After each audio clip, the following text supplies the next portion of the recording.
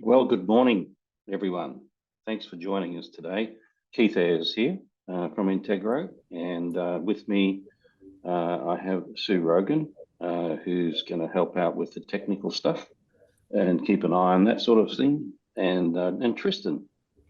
Hi, Tris. Tristan May is newest member of our team, and if you attended the last of these debrief sessions a couple of months ago, you would have met Tristan because I walked him through a debrief of his Everything Disc workplace profile. And so today we're going to move on, and that was a workplace profile on Catalyst, I should add. And so today we're going to move on to the Agile EQ profile on Catalyst. And so we've called it a debrief because that's what I'm doing. I'm going to be debriefing Tristan on his workplace profile, and you'll see on the screen is Tristan's home page from Catalyst, and you can see from there that his style is SI, and if you look at the disc map you can see the little picture of his head and where his dot sits, and as you can see he's an SI style, very close to the I, but just on the S side of the border, and very strongly inclined as well. So his dot's right out on the edge of the circle. All right. And so whilst this is going to be a one-on-one debrief, what I'm going to be doing with Tris is taking him through an understanding of his Agile EQ profile and how to get the most out of it.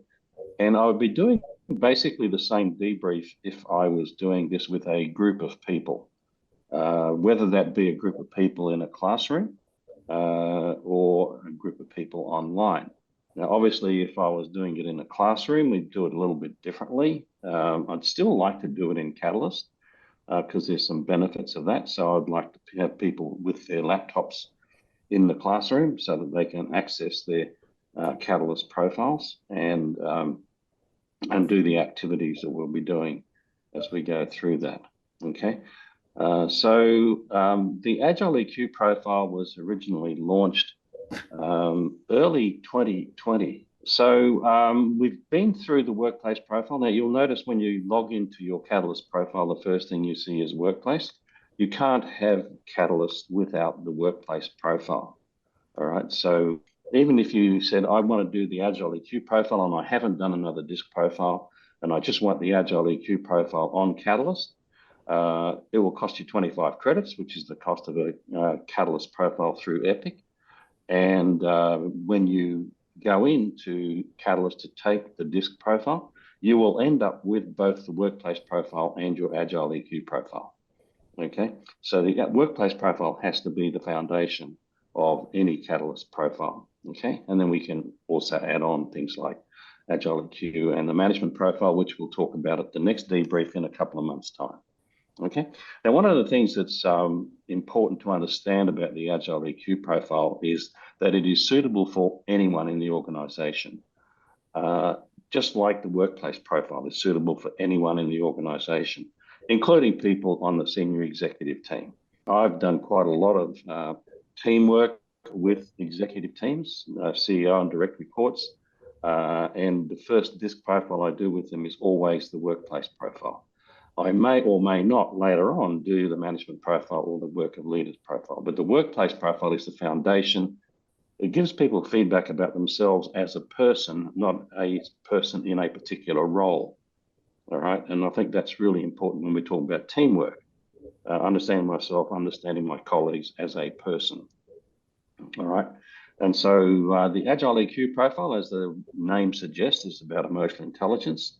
And the whole purpose of this is to help people increase their emotional intelligence by understanding how their disc profile comes into that. All right, so let's scroll down. You'll see there's some changes. If you've been in Catalyst before, there's a few changes. We've got things like setting up groups and getting advice, which I'm not going to go into today. If you keep going down, we'll see we've got our three profiles: workplace, management, and the Agile EQ profile. All right, so let's click on Agile EQ profile, please, Tris. And that takes us straight through to brief explanation of learning how developing your emotional intelligence helps you adapt to any situation, so you can reach for the most effective response to whatever challenge you're facing. So notice it's talking about situations. The workplace profile is learning how to relate to different people. All right, so understanding your own style, understanding the behavioral style of other people, and how you can adapt to communicate with other people. Agile EQ is about situations, learning about how you approach situations and how you can adapt to different situations. Okay, so let's go down to what is EQ, all right? And so emotional intelligence, or EQ, is about reading the emotional and interpersonal needs of the situation and responding accordingly. And so we're going to learn more about emotional intelligence and the different forms it can take. Okay, I'd like to add here that this profile is not measuring how high or low a person is on emotional intelligence. Most other emotional intelligence assessments, you get a rating or score on a number of different factors that the particular profile measures to determine your level of emotional intelligence. And so you can score low and you can also score high, or in between, of course. And so this profile is not doing that. Okay, it's very different to other emotional intelligence assessments. So we have cornerstone principles in all of our profiles. Here we're talking about the EQ principles, all right? So EQ is not a fixed score or measurement, all right? With time and practice, anyone can enhance their emotional intelligence. There are different ways to be emotionally intelligent. Some will come naturally, others may be more of a stretch to you. And no disc style is inherently more emotionally intelligent than any other. That's a very important point, okay? That may be different to what some people think about different styles and emotional intelligence as well. But we'll see why that's so when we get into the actual model, okay? So if we keep going down, please, Tris. Tris is driving this, of course, because it's his profile. There's a little video, which we're not going to watch now. It's a little animated video that it just explains a little bit about emotional intelligence and the mindsets. So here we come, the EQ mindsets. And we're going to just adjust that screen just a little bit so we can see all of that. Okay, yeah, that's better. Yeah. So now we can see all 8 mindsets. Now, if you're familiar with DISC and the other profiles, you'll know that around the outside of the DISC map, we have priorities. And the priorities are different for each of the everything DISC profiles, okay? In the Agile EQ profile, we don't have priorities, we have mindsets, all right?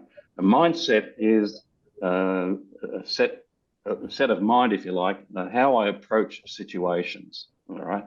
And the research that Wiley did was to identify specific mindsets that come naturally to each of the different styles.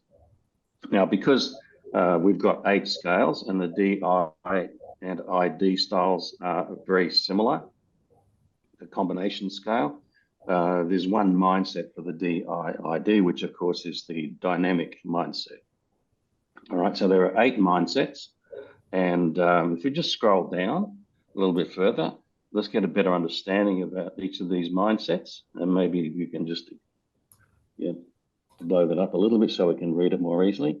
A resolute mindset obviously is someone, and that's the DC style, DC or CD style, standing your ground in the face of opposition, speaking up about problems, pushing through resistance, okay? The self-assured mindset is the D style. So asserting your opinions and rights, projecting confidence in your ideas and abilities, taking charge. The dynamic mindset is the DIID, initiating action on your ideas, influencing people, projecting a strong presence, okay? The outgoing style, which is the mindset, which is the I style, establishing and maintaining relationships and expressing emotions, and maybe unfiltered thoughts. And sometimes we wonder why some people with the I style share so much information, okay, without stopping and thinking. But that's because they're so open, isn't it? And they're outgoing. They approach every situation normally. Now, naturally, they approach all situations in an outgoing manner. The ISSI style approaches situations by empathizing, reaching out with compassion, seeking to understand people's emotions and needs, etc. Okay. The receptive mindset is the S style. So staying open to others' ideas and being willing to compromise or set aside your own needs and preferences. Okay. So what we're talking about here is the natural tendency. If you're an S style, your natural tendency is to approach others in that way, approach situations in that way, right? To be open to others' ideas, etc. The composed mindset, reflecting before acting, moderating your responses, being composed even when under stress. All right. And then lastly, the C style, the objective mindset, separating facts from emotions and keeping the discussion focused on logic. So that's their natural tendency in all situations, is to go in with this objective mindset. Okay. When I say natural tendency in all situations, that's what the preference would be, to approach situations that way. Okay. Now, obviously, as we read through those, we can see that they're very different. And you can probably, as we were going through that, say, well, yeah, that comes easy to me, or gee, that's a bit tough. I don't find it so easy to do that. That's natural, because we have three mindsets that come most naturally to us. If we can go, actually, I think what we can do now, Tricia, go down a little bit, we'll see your EQ strengths if we click on that. Okay, and so we're in Trish's Agile EQ profile on Catalyst. And so this is what we would do if we're doing this with a group of people. Okay, go now to the section where your strengths are, and you'll see that you've got three strengths bolded around the outside of the disc map. Empathizing being number one, and then receptive and outgoing, the two either side of that. So it's just like the priorities in the other profiles, but of course now we're talking mindsets. And so each person has three EQ strengths and ways in which they tend to approach situations that come fairly easily to them. Okay, and that makes up your comfort zone. All right, and so if we scroll down a little bit further, we'll see a quick snapshot of those three strengths and how they may play out. All right, and then your effect on others is next. What effect are these strengths likely to have on other people?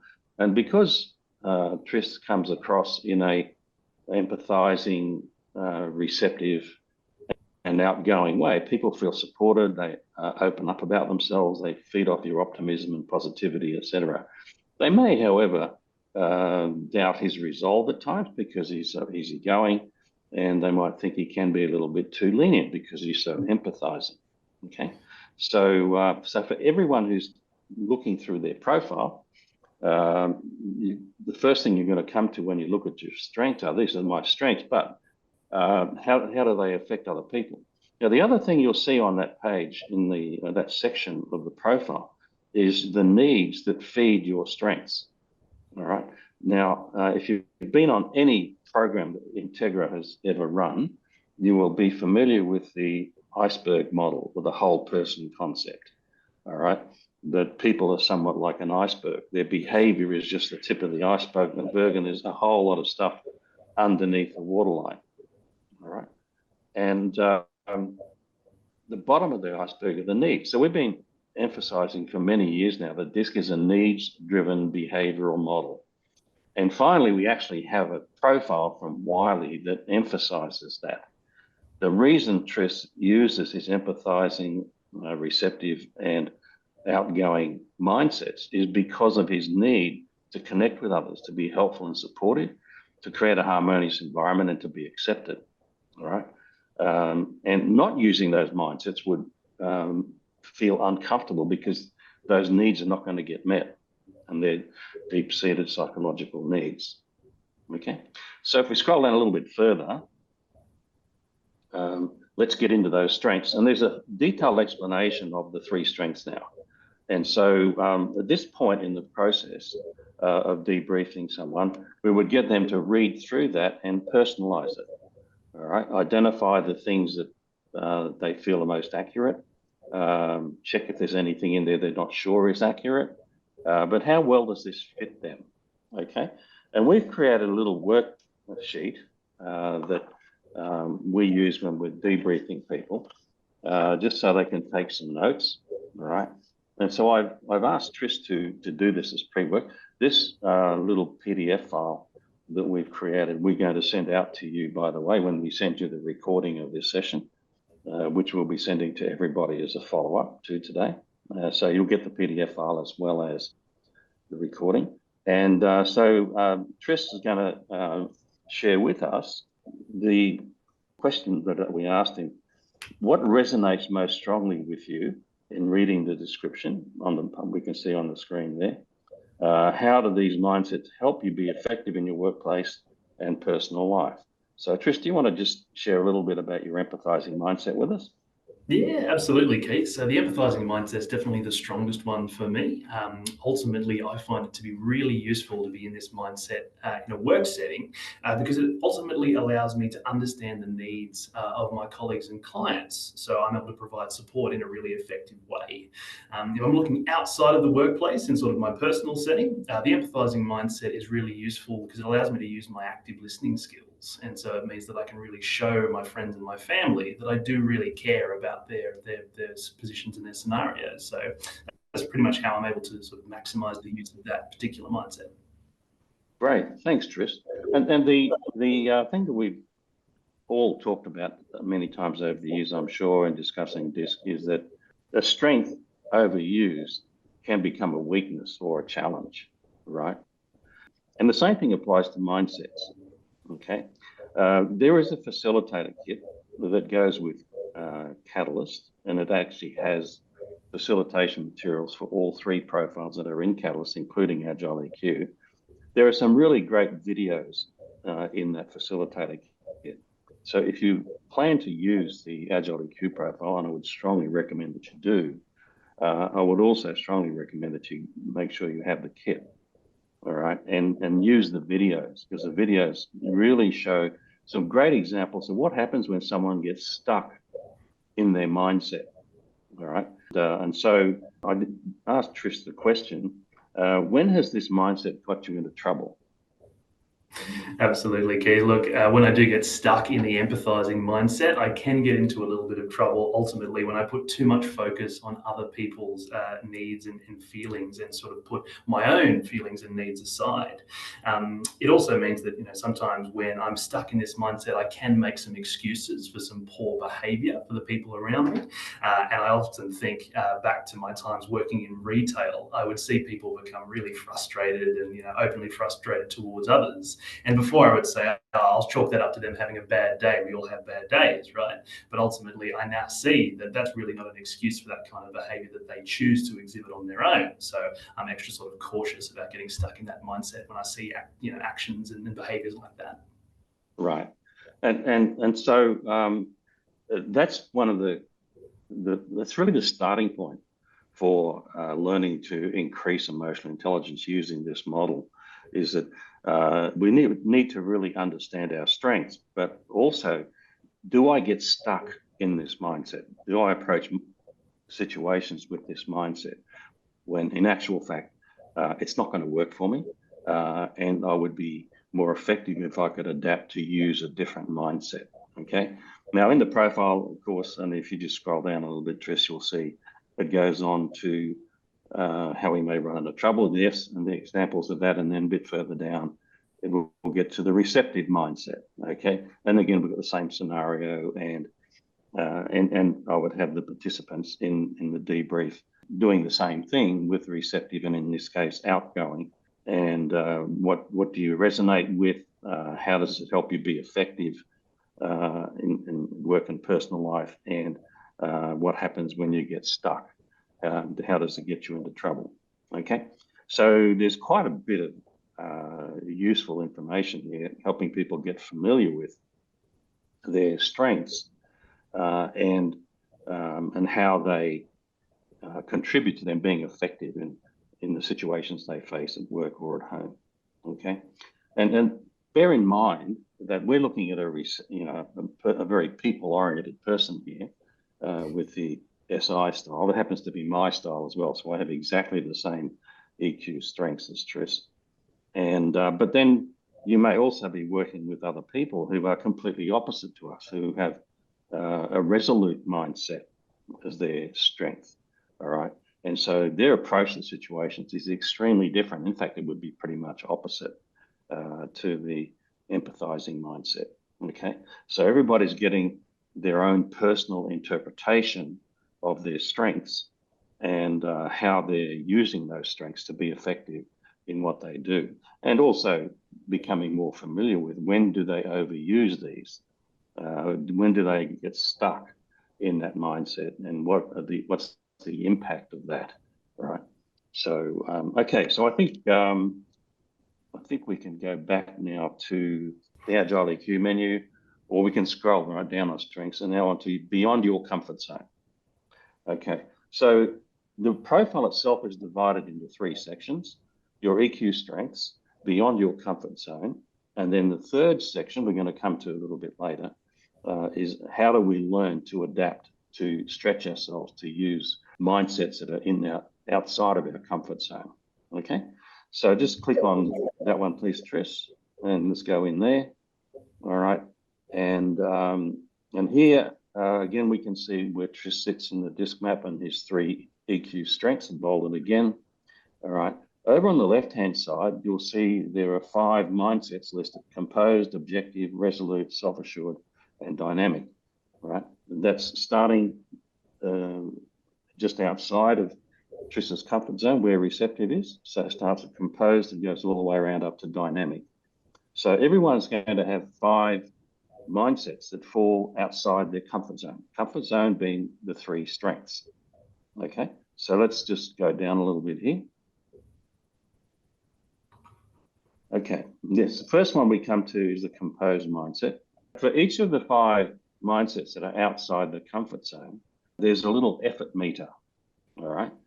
And it's dynamic. When you scroll down, and we'll see in a moment, in fact, just scroll down now to the objective mindset. Okay, and you didn't see it move much because Tris is really good at this one. And we'll come back to that. Let's go back up again.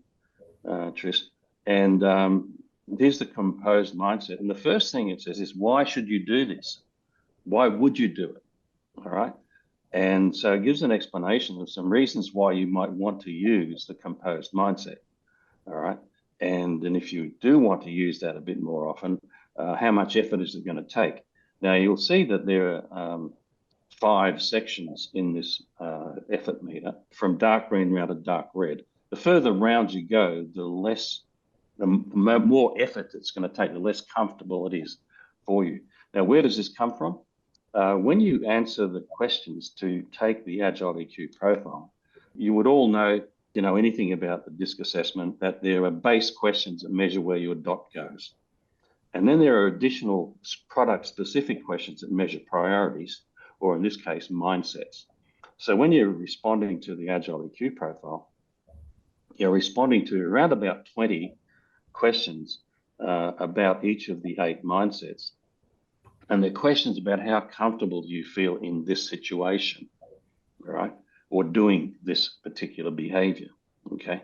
And so that's reflected in the effort meters here. So Tris has responded to the questions about the composed mindset, indicating there has a moderate degree of comfort, okay? So he's in the light green there. Okay, going down a little bit further, we'll see some situations where you might need to be more composed. And then we have a little video.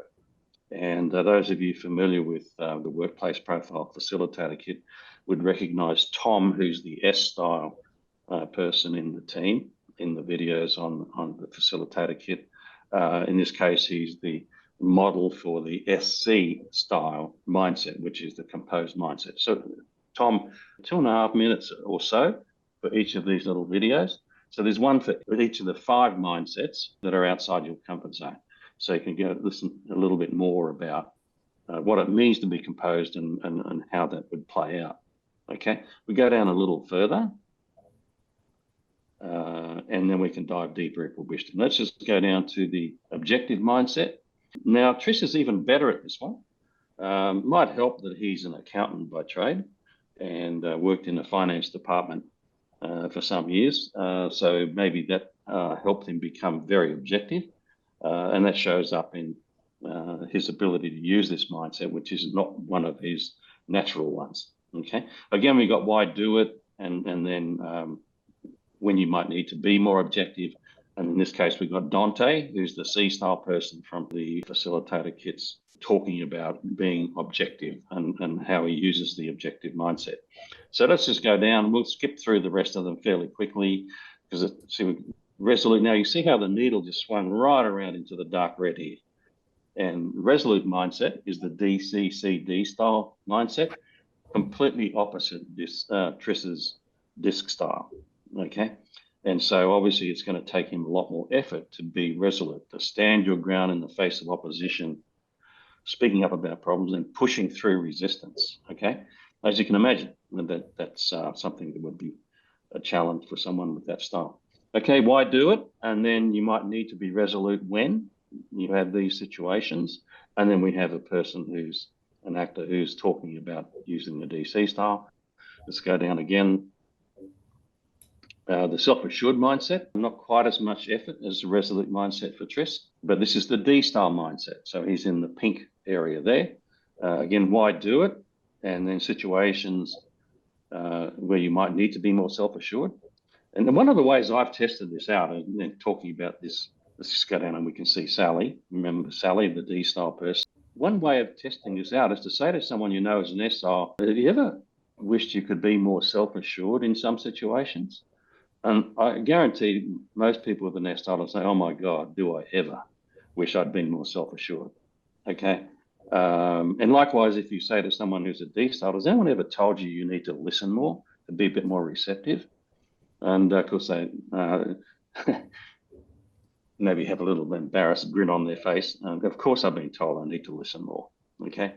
Because the receptive mindset is opposite the D style. Okay, and then on down, we've got one more left, which is the dynamic style and the mindset. And in this case, Triss is also in the light green here. So he has developed some capability in that area of using the dynamic mindset. So whilst the profile is not measuring your level of emotional intelligence, it is measuring the degree to which you've learnt to adapt to use mindsets other than those that you would naturally be most comfortable with, okay, through those additional mindset questions.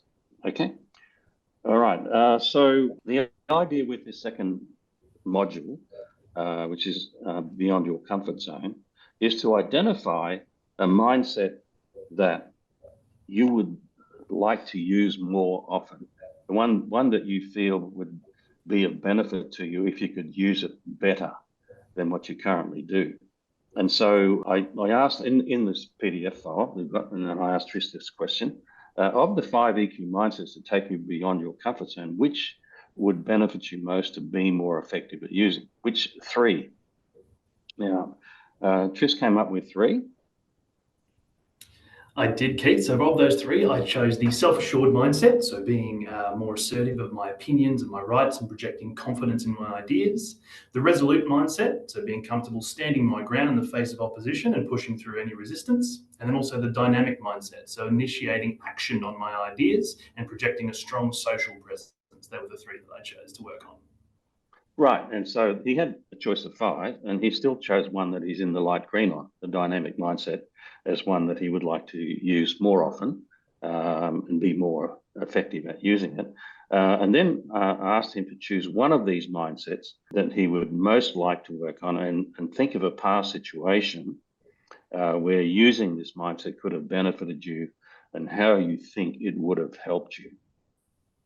Absolutely, Keith. So I picked the self-assured mindset for this scenario. What immediately came to mind is when I was working with a previous employer and I was terrified that I would make some silly mistake that would reflect poorly on me or the organization I was working for. And so I even went as far as to set a special rule on my Outlook email so that every time I clicked the send button, it would actually sit in my outbox for 60 seconds just before that actually left and then went to the recipient, just in case I sent the email to the wrong person or included the wrong attachment in that particular email. Now, of course, this extra cautious approach was completely unfounded because I have never sent the wrong email to the wrong recipient with any sensitive information ever. And so if I was able to adapt the self-assured mindset and really have some confidence in my abilities that I was going to be accurate and get that right, I would have saved myself so much time and also unnecessary anxiety and stress in a simple task like sending an email. Great. Yeah, I can imagine how you felt the first time you removed that note. Look, the first one, a little bit nervous, but I've never looked back. Yeah, of course, of course. And you get used to it after a while. It's amazing what tricks our minds play on us, isn't it?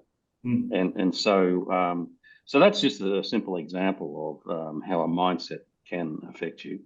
And so obviously, when you're doing this with a group of people, each person's going to be coming up with different examples, and you're going to have an opportunity to share with each other and learn from each other. And it's quite a learning experience to listen to someone else talking about a mindset that they would really like to develop and how they'd be more effective if they could. And it's something that you're naturally good at, and you think, wow, that's interesting, isn't it? Okay. So, all right. So let's move on to that's the main thing we're doing in this beyond your comfort zone section. We're going to move on to developing your EQ, which is section 3 in the profile. And this is where we're going to choose a mindset that we are going to work on and to come up with an action plan to help me be more effective at using it. So if you just scroll down a little bit, Trish, and we'll see the needle come up again. Okay, so we've got the 5 mindsets again that are outside the comfort zone. How do we get into it is the first thing it talks about. So getting into the mindset. And to stay in this mindset, you may need to fight thoughts like. Now, these thoughts are personalized for you, your style, okay? And I think most people find it's quite accurate.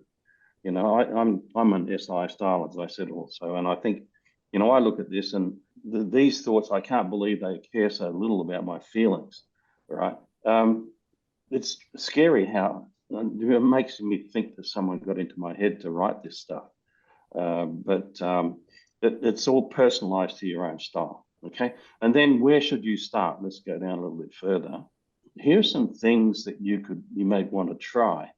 And it's showing you how much difficulty you're likely to have doing this. But let's just click on a couple of those plus signs, and you can see what would happen if you were wanting to be better at using the composed mindset, right? Maintain control by relabeling your emotions, and it gives you some tips on how you can do that. And so then you can say, well, I can see some situations now where I could actually use that and come up with a bit of an action plan to remind yourself about using this in that particular situation. And as we go down these things, you can see with the little graphic on the right-hand side, they get a little more difficult to do. And so again, there's some tips on how to do that. So we'll go down to the self-assured mindset, which is the one that Tris chose as the one he wanted to use more often. And so we start off by reading the bit about getting into the mindset, okay? And it may feel unnatural at first or even wrong to promote your own rights or opinions over those of others, etc. So again, personalized to your style in your profile, okay?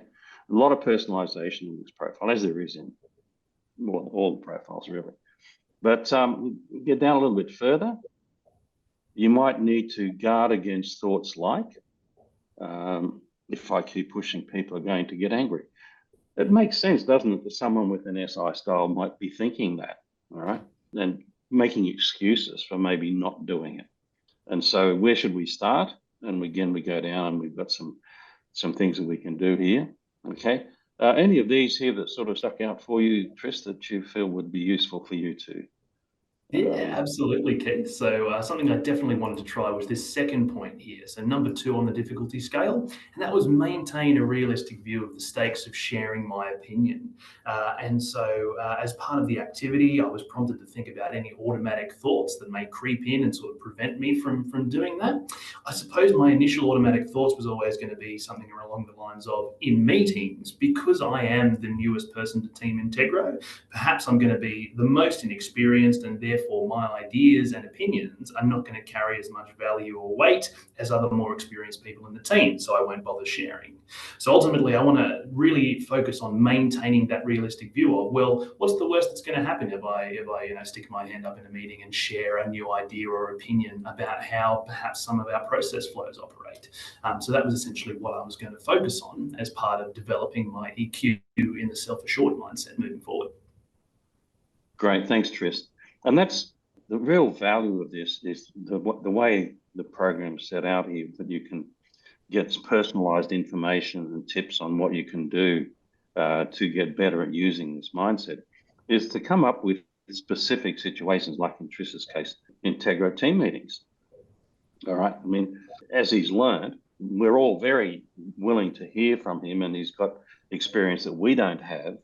So it's really important that he does speak up. But if he got stuck in his mindset, he might, and his empathizing or receptive mindset, he may keep it to himself, which is obviously not what we want. All right. And so the whole purpose of this section of the profile is to come up with an action plan, specific situations where I can start using this mindset, how I'm going to use it, what am I going to say, etc. Okay.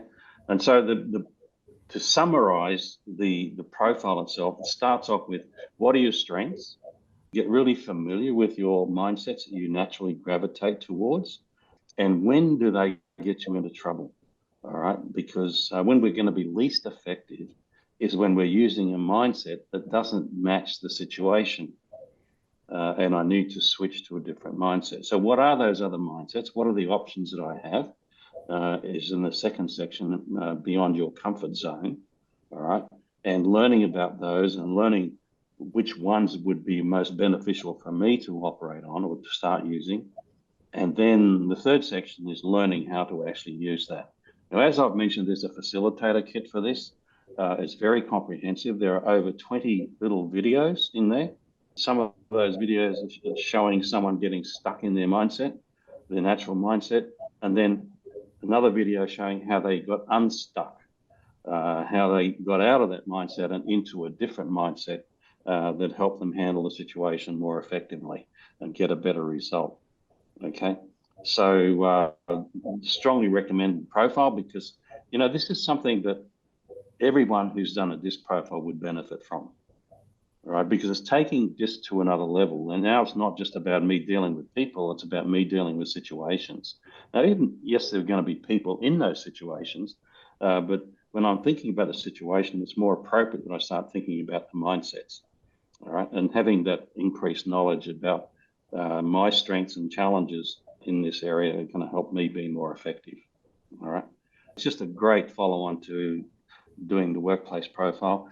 And then some of the teams that I've worked with on this profile that have done workplace and then they go on and do Agile EQ have come back and said, you know what, this has been so helpful for me at home as well. Learning how to handle situations at home or with my family that I just wasn't able to do before because I didn't have the insight that this has given me. Okay, fantastic profile. I love it. So thanks for coming. You can always follow up through support@integro.com.au or give us a call.